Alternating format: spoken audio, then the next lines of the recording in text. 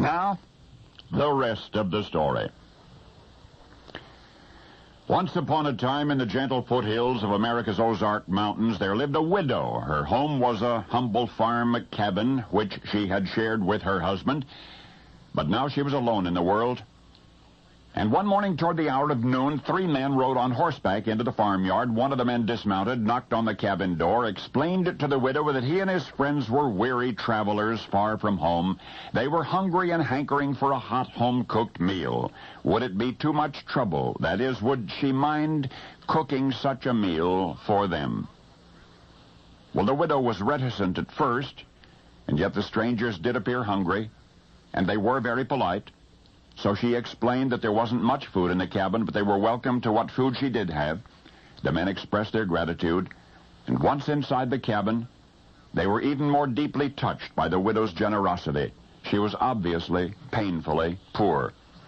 The little evidences of her lonely struggle to survive were everywhere. The meager furnishings, the supply cabinets mostly empty.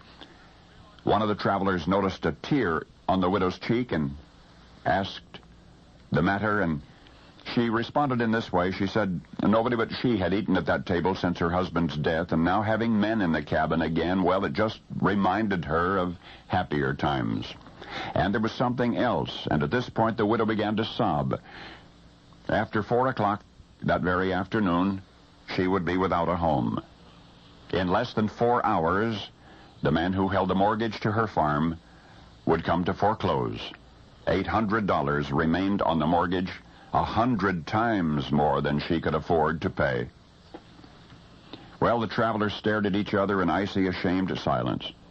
How could they have imposed upon a woman who was already heaped with such burdens? When they'd finished their meal and had thanked the widow for her hospitality, the shadows of mid-afternoon were yawning in the farmyard. One of the men clasped the widow's hand in parting. He said, "You remind me so much of my own mother," and into her other hand he gently placed a roll of bills. 800 American dollars. "When that man comes for his money, you be sure to get a receipt now, do you hear?" Those were the last words the stranger spoke to her as he mounted his horse, and the widow watched him smiling through incredulous, joyous tears as he and his fellow travelers rode off down the dusty country road. Now, the rest of the story.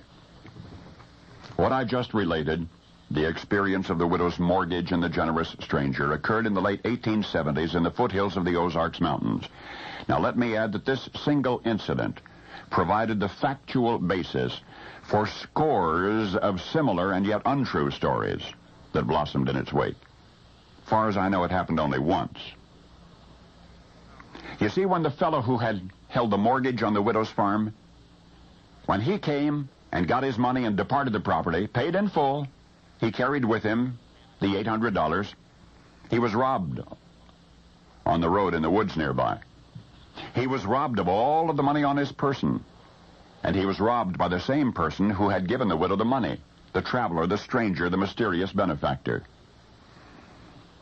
At least once in that mysterious stranger's life, he was a genuine, real-life Robin Hood, taking from the rich and giving to the poor. For the mysterious benefactor was Jesse James. And now you know the rest of the story.